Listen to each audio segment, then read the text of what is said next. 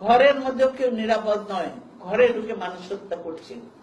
এই সাংবাদিক কি অবস্থা, সাংবাদিকদের দেখেন কি অবস্থা। সাগর রুনির এখন পর্যন্ত কি বিচার হয়েছে? তার খুনিরা কি ধরা পড়েছে? পড়বে না, তার খুনিরা ধরা পড়বে না, কারণ এর সঙ্গে সরকার জড়িত, সরকারের এমন কিছু তথ্য জড়িত আছে যার জন্যই সাগর রুনিকে আজকে জীবন দিতে হয়েছে। আজকে এত অল্প বয়সে তার ছেলেটা এতিম, মা বাবা দুইজনই নেই, এতিম। এই হলো অবস্থা। এইভাবে কি একটা দেশ চলতে পারে? আর কখন দেশবাসী জাগবেন? কখন আপনাদের বিবেক নাড়া দেবে? কখন সাড়া দেবে মা বোনদের? আমি বলবো আপনারা আসেন, এগিয়ে আসেন। আমরা অনেক যন্ত্রণা সহ্য করেছি। আমাদের এখানে যারা বসে আছে প্রত্যেকেই কারাগারে কয়েকবার করে গেছে। এই যে ফখরুল ইসলাম,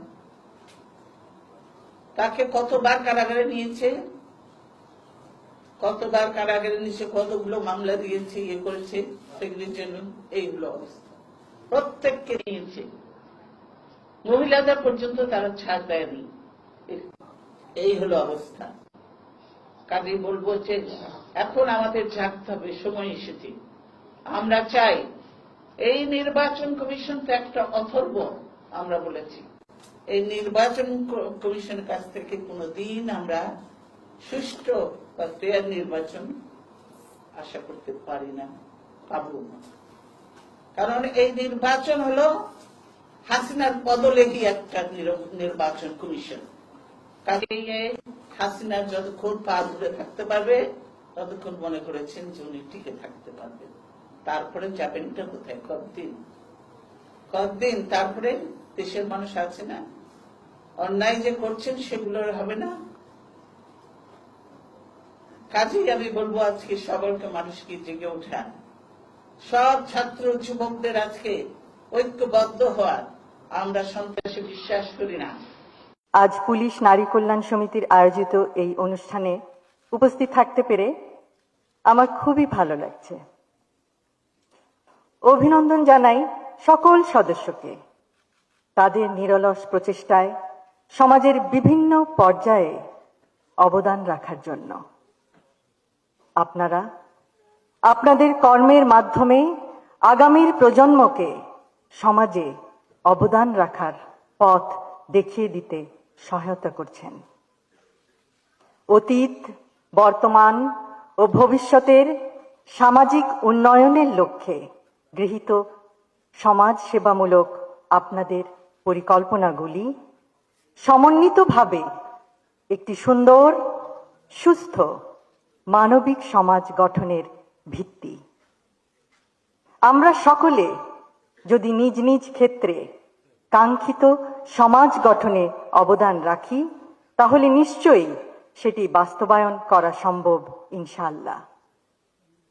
নারীরা পরিবার ও সামাজিক উন্নয়নের ক্ষেত্রে কেন্দ্রে থেকে স্বাস্থ্য, গ্রামীণ উন্নয়নে অংশ নিতে পারে। কন্যা শিশুদের নিরাপত্তা ও সুন্দর মানবিক বিকাশ নিশ্চিত করার মাধ্যমে প্রতিটি মেয়ে যে ভবিষ্যৎ নিজের জন্য গড়তে চায় সেই পথে রাষ্ট্র ব্যবস্থা প্রতিবন্ধকতা সৃষ্টির পরিবর্তে তা এগিয়ে নেবে। স্বনির্ভরতার লক্ষ্যে ক্ষুদ্র, কুটির ও মাঝারি শিল্পে যোগ্যতার ভিত্তিতে নারী উদ্যোক্তাদের উৎসাহ প্রদান, যেমন প্রয়োজনীয় প্রশিক্ষণ এবং ডেভেলপমেন্ট ও মার্কেটিং সাপোর্ট প্রদান। ফলে পারিবারিক সচ্ছলতা বৃদ্ধি ও সন্তানদের শিক্ষা এবং দারিদ্র্য বিমোচনের লক্ষ্যমাত্রা অর্জনের পথ সুগম করা সম্ভব হবে। সবশেষে আজকের এই সুন্দর অনুষ্ঠানটি আয়োজনের জন্য পুলিশ নারী কল্যাণ সমিতির সকল সদস্যকে জানাই আন্তরিক ধন্যবাদ এবং তাদের সকল কর্মকাণ্ডে উত্তরোত্তর সর্বাঙ্গীন সাফল্য কামনা করি। আমাদের মাঝে আজকে পুলিশ নারী কল্যাণ সমিতির সভানেত্রী অধ্যাপিকা নাসিমা ফেরদৌসী উপস্থিত নেই। আমরা তার আশু রোগ মুক্তি কামনা করছি মহান আল্লাহ তাআলার কাছে। সকলকে ধন্যবাদ। আল্লাহ হাফেজ।